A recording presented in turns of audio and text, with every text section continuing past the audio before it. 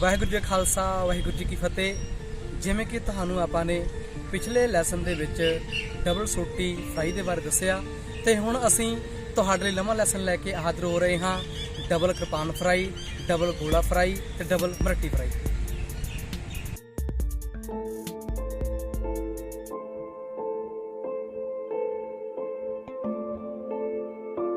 ਤੁਹਾਨੂੰ ਆਪਾਂ ਨੇ ਪਿਛਲੇ ਲੈਸਨ ਦੇ ਵਿੱਚ ਸੋਟੀ ਫਰਾਈ ਕਰਨ ਦਾ ਬਹੁਤ ਹੀ ਸੌਖਾ ਤਰੀਕਾ ਦੱਸਿਆ ਹੈ। ਤੁਸੀਂ ਉਸੇ ਤਰੀਕੇ ਦੇ ਨਾਲ ਸੋਟੀ ਦੀ ਪ੍ਰੈਕਟਿਸ ਕਰਨ ਤੋਂ ਬਾਅਦ ਡਬਲ ਛੋਟੇ ਗੋਲੇ ਦੀ ਇਸ ਤਰੀਕੇ ਦੇ ਨਾਲ ਪ੍ਰੈਕਟਿਸ ਸਟਾਰਟ ਕਰਨੀ ਹੈ। ਪਹਿਲਾਂ ਤੁਸੀਂ ਰਾਈਟ ਹੈਂਡ ਦੇ ਨਾਲ 8 ਬਣਾਉਣਾ ਹੈ ਚੰਗੇ ਤਰੀਕੇ ਦੇ ਨਾਲ, ਫਿਰ ਤੁਸੀਂ ਉਸ ਤੋਂ ਬਾਅਦ ਲੈਫਟ ਹੈਂਡ ਦਾ 8 ਬਣਾਉਣਾ ਹੈ। ਜਿੰਨੀ ਜ਼ਿਆਦਾ ਤੁਸੀਂ ਪ੍ਰੈਕਟਿਸ ਕਰੋਗੇ ਉਨਾ ਹੀ ਜ਼ਿਆਦਾ ਤੁਹਾਡੀ ਗੇਮ ਦੇ ਵਿੱਚ ਨਿਖਾਰ ਆਵੇਗਾ।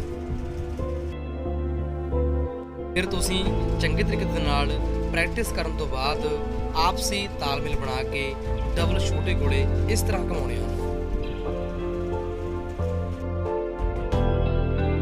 ਪਹਿਲੇ ਸਟੈਪ ਦੀ ਚੰਗੇ ਤਰੀਕੇ ਦੇ ਨਾਲ ਪ੍ਰੈਕਟਿਸ ਕਰਨ ਤੋਂ ਬਾਅਦ ਦੂਜਾ ਸਟੈਪ ਇਸ ਤਰ੍ਹਾਂ ਕਰਨਾ ਹੈ। ਬਿਲਕੁਲ ਸਲੋ ਆਪਸੀ ਤਾਲਮੇਲ ਬਣਾ ਕੇ ਅਤੇ ਟੀ ਸ਼ੇਪ ਦੇ ਵਿੱਚ ਖੜ ਕੇ।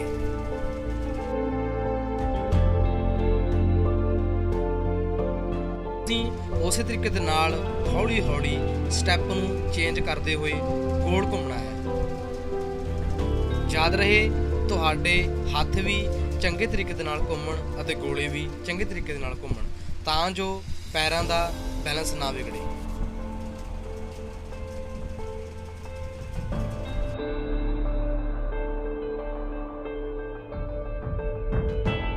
ਫਿਰ ਤੁਸੀਂ ਇਸ ਤਰੀਕੇ ਦੇ ਨਾਲ ਗੋਲਿਆਂ ਨੂੰ ਅੱਗੇ ਲੈ ਕੇ ਜਾਣਾ ਹੈ ਤੇ ਬਹੁਤ ਹੀ ਸੌਖੇ ਤਰੀਕੇ ਦੇ ਨਾਲ ਸਟੈਪ ਚੇਂਜ ਕਰਕੇ ਬੈਕ ਉਸੇ ਪੋਜੀਸ਼ਨ ਦੇ ਵਿੱਚ ਵਾਪਸ ਆ ਜਾਣਾ ਹੈ।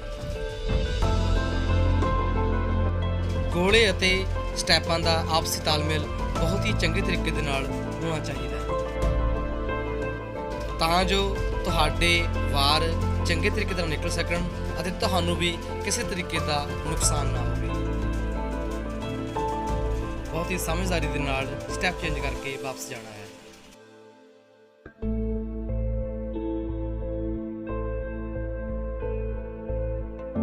ਚੰਗੇ ਤਰੀਕੇ ਦੇ ਨਾਲ ਪ੍ਰੈਕਟਿਸ ਕਰਨ ਤੋਂ ਬਾਅਦ ਤੁਹਾਡੇ ਵਾਰ ਇਸ ਤਰ੍ਹਾਂ ਦੇ ਹੋ ਜਾਣਗੇ।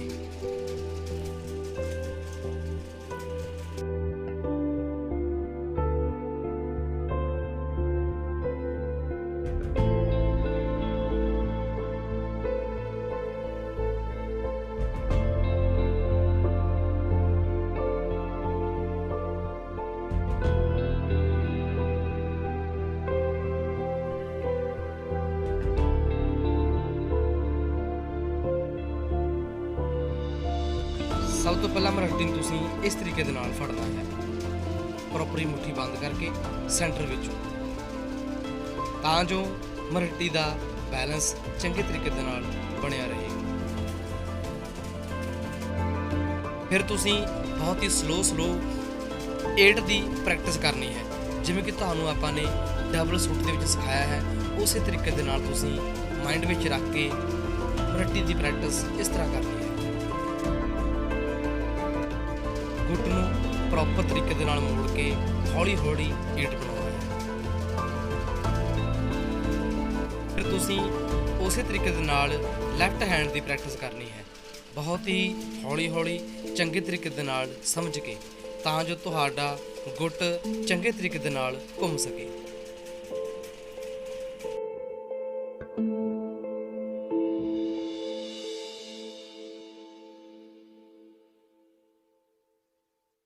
ਰਾਈਟ ਐਂਡ ਲੈਫਟ ਹੈਂਡ ਦੀ ਚੰਗੇ ਤਰੀਕੇ ਦੇ ਨਾਲ ਪ੍ਰੈਕਟਿਸ ਕਰਨ ਤੋਂ ਬਾਅਦ ਤੁਹਾਡਾ ਪਹਿਲਾ ਸਟੈਪ ਇਸ ਤਰ੍ਹਾਂ ਦਾ ਹੋ ਜਾਵੇਗਾ। ਤੁਸੀਂ ਉਸੇ ਤਰੀਕੇ ਦੇ ਨਾਲ ਗੁਰਜ ਅਟੈਕ ਦੀ ਪ੍ਰੈਕਟਿਸ ਕਰਨੀ ਹੈ। ਜਿਵੇਂ ਕਿ ਤੁਹਾਨੂੰ ਆਪਾਂ ਨੇ ਡਬਲ ਸੋਟੀ ਫਰਾਈ ਦੇ ਵਿੱਚ ਬਹੁਤ ਹੀ ਸੌਖੇ ਤਰੀਕੇ ਦੇ ਨਾਲ ਸਮਝਾਇਆ ਹੋਇਆ ਹੈ। ਫਿਰ ਤੁਸੀਂ ਉਸੇ ਤਰੀਕੇ ਨਾਲ ਲੈਫਟ ਹੈਂਡ ਦੀ ਪ੍ਰੈਕਟਿਸ ਕਰਨੀ ਹੈ,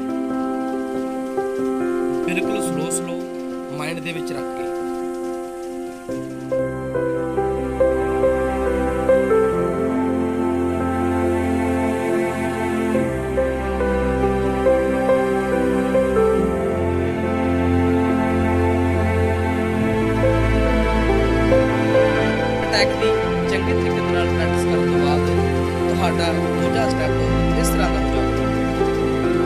ਯਾਦ ਰੱਖਣਾ ਹੈ ਤੁਸੀਂ ਦੋਨਾਂ ਦਾ ਆਪਸੀ ਤਾਲਮੇਲ ਬਣਾ ਕੇ ਹੀ ਸਟੈਪ ਬਾਈ ਸਟੈਪ ਹੱਥ ਚੇਂਜ ਕਰਕੇ ਫਰੰਟ ਐਂਡ ਬੈਕ ਲੈ ਕੇ ਜਾਣਾ। ਫਿਰ ਤੁਸੀਂ ਮਰਹੱਟੀ ਨੂੰ ਰੋਡ ਸਰਕਲ ਦੇ ਵਿੱਚ ਇਸ ਤਰ੍ਹਾਂ ਹੌਲੀ ਹੌਲੀ ਘੁਮਾ ਕੇ ਪ੍ਰੈਕਟਿਸ ਕਰਨੀ ਹੈ। ਨਾਲ ਦੇ ਨਾਲ ਸਟੈਪ ਚੇਂਜ ਕਰਨੇ ਹਨ ਅਤੇ ਨਾਲ ਦੀ ਨਾਲ ਮਰਹੱਟੀ ਨੂੰ ਵੀ ਚੇਂਜ ਕਰਨਾ ਹੈ। ਚੰਗੇ ਤਰੀਕੇ ਦੇ ਨਾਲ ਪ੍ਰੈਕਟਿਸ ਕਰਨ ਤੋਂ ਬਾਅਦ ਮਰਹੱਟੀ ਗੋਲ ਸਰਕਲ ਦੇ ਵਿੱਚ ਇਸ ਤਰ੍ਹਾਂ ਘੁੰਮੇਗੀ।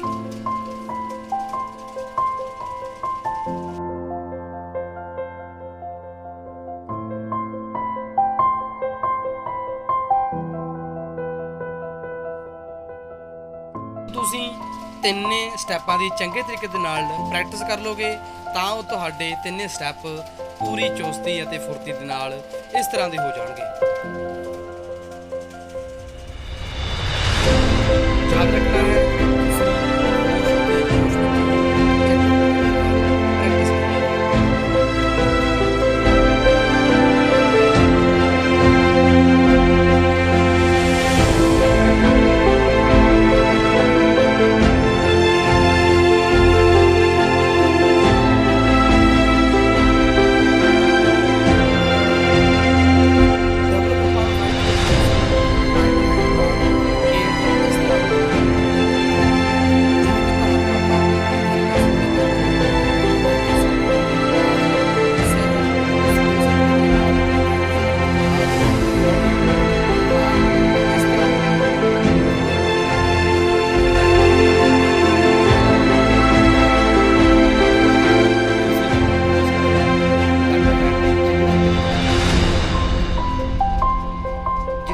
ਬਣਦਾ ਹੈ ਉਸੇ ਤਰੀਕੇ ਦੇ ਨਾਲ ਗੁੱਟ ਨੂੰ ਪ੍ਰੋਪਰ ਘੁਮਾ ਕੇ ਹੀ ਪ੍ਰੈਕਟਿਸ ਕਰਨੀ ਹੈ।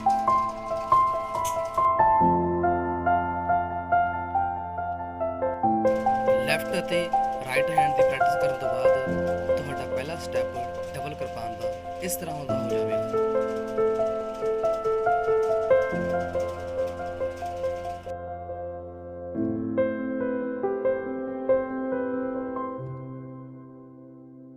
ਫਿਰ ਤੁਸੀਂ ਚੰਗੇ ਤਰੀਕੇ ਦੇ ਨਾਲ ਗੁਰ ਅਟੈਕ ਦੀ ਇਸ ਤਰ੍ਹਾਂ ਪ੍ਰੈਕਟਿਸ ਕਰਨੀ ਹੈ, ਬਿਲਕੁਲ ਸਲੋ ਜਿਵੇਂ ਕਿ ਤੁਹਾਨੂੰ ਆਪਾਂ ਨੇ ਡਬਲ ਫਰਾਈ ਦੇ ਵਿੱਚ ਸਿਖਾਇਆ ਹੈ ਉਸੇ ਤਰ੍ਹਾਂ ਹੀ ਤੁਸੀਂ ਕਿਰਪਾਨ ਦੀ ਪ੍ਰੈਕਟਿਸ ਇਸ ਤਰ੍ਹਾਂ ਕਰਨੀ ਹੈ।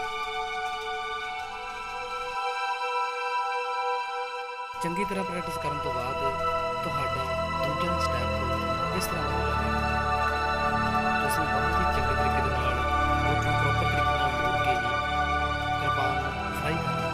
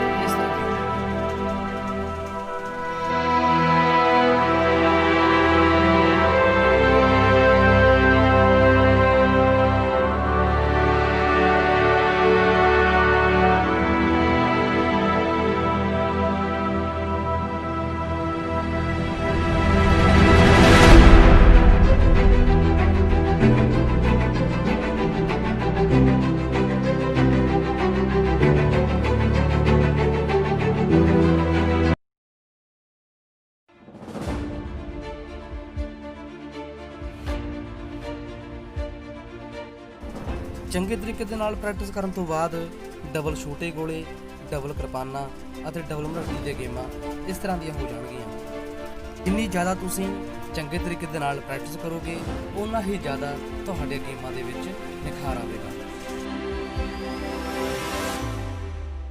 ਇਹਨਾਂ ਗੇਮਾਂ ਦੀ ਤੁਸੀਂ ਚੰਗੇ ਤਰੀਕੇ ਦੇ ਨਾਲ ਪ੍ਰੈਕਟਿਸ ਕਰਦੇ ਰਹਿਣਾ ਹੈ ਤਾਂ ਜੋ ਤੁਹਾਡਾ ਹੱਥ ਚੰਗੇ ਤਰੀਕੇ ਦੇ ਨਾਲ ਘੁੰਮ ਸਕੇ ਅਤੇ ਸੌਖੇ ਤਰੀਕੇ ਦੇ ਨਾਲ ਡਬਲ ਗੋਲੇ, ਡਬਲ ਕਿਰਪਾਨਾਂ ਅਤੇ ਡਬਲ ਮਰਹੱਟੀਆਂ ਘੁੰਮ ਸਕਣ।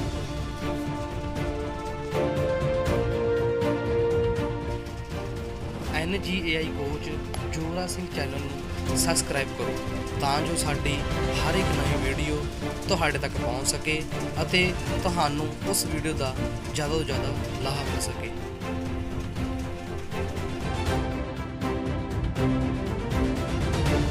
ਉਮੀਦ ਕਰਦੇ ਹਾਂ ਤੁਹਾਨੂੰ ਇਹ ਲੈਸਨ ਚੰਗੇ ਤਰੀਕੇ ਦੇ ਨਾਲ ਸਮਝ ਆ ਗਿਆ ਹੋਵੇਗਾ। ਅਸੀਂ ਨਵਾਂ ਲੈਸਨ ਲੈ ਕੇ ਜਲਦੀ ਹੀ ਤੁਹਾਡੇ ਰੂਬਰੂ ਹੋਵਾਂਗੇ। ਵਾਹਿਗੁਰੂ ਜੀ ਕਾ ਖਾਲਸਾ, ਵਾਹਿਗੁਰੂ ਜੀ ਕੀ ਫਤਿਹ।